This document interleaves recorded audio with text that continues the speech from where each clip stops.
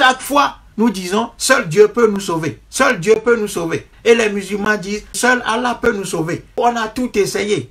Donc, il n'y a que Allah qui puisse nous sauver. Dans l'histoire de l'humanité, Allah ni Dieu n'a sauvé personne.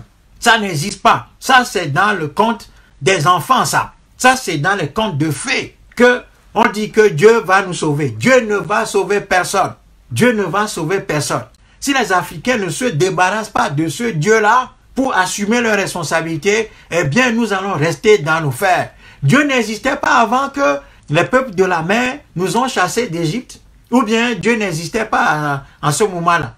Dieu n'existait pas lorsque les arabo-musulmans ont envahi l'Égypte. Dieu n'existait pas au moment où les Occidentaux nous ont mis en esclavage pendant 400 ans, déportés plus de 200 millions d'Africains.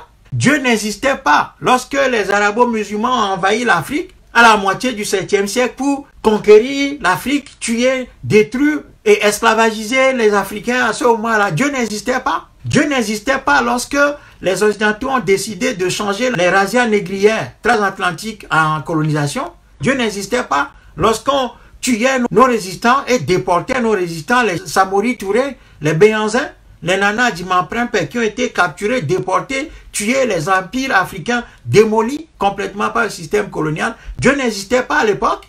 Dieu n'existait pas lorsqu'on tuait Sylvanus Olympio, tous les pères des indépendances. Dieu n'existait pas quand on a renversé Nkrumah et autres. Dieu n'existait pas à l'époque. Dieu n'existait pas quand, dans les années 90, les dictateurs africains ont choisi, avec l'appui des métropoles coloniales, la France, l'Angleterre, le Portugal et autres, de faire ce qu'ils appellent la démocratie formelle pour tromper les populations et les calmer en leur vendant des élections comme la voie naturelle pour résoudre les problèmes que l'Afrique affrontait. Dieu n'existait pas en ce moment-là. Dieu n'existait pas lorsque les dictateurs africains fraudent les élections et tirent sur les Africains. Dieu n'existe pas. Non. Il faut que les gens arrêtent tout ça là. Il faut que les gens arrêtent tout ça. Il faut que les gens sortent de tout ça et que nous revenions à nos responsabilités d'hommes, à nos responsabilités d'humains, aux responsabilités humaines. Parce que l'histoire, elle est le fait des hommes. Et si les hommes ont décidé de s'affranchir, que ce soit les obstacles naturels, les obstacles politiques, les obstacles économiques, les obstacles militaires, rien, absolument rien ne peut barrer la voie aux peuples qui ont décidé de s'assumer. Mais pour le faire, les Togolais ont besoin de s'organiser autrement. Les Togolais ont besoin de sortir des guéguerres inutiles, des combats inutiles.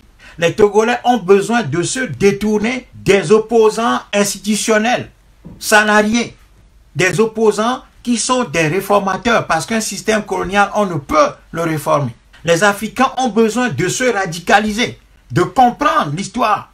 Se radicaliser, c'est-à-dire aller à la racine du problème. Ce n'est pas l'excitation qui est la radicalisation. C'est aller aux sources du problème pour comprendre la quintessence du problème africain, les racines profondes du mal africain et du mal togolais. C'est-à-dire le système colonial qui continue d'agir en Afrique. Et un système colonial, il n'y a pas d'autre voie de le déraciner si ce n'est pas un tsunami populaire. C'est ça que l'histoire enseigne à tous les peuples.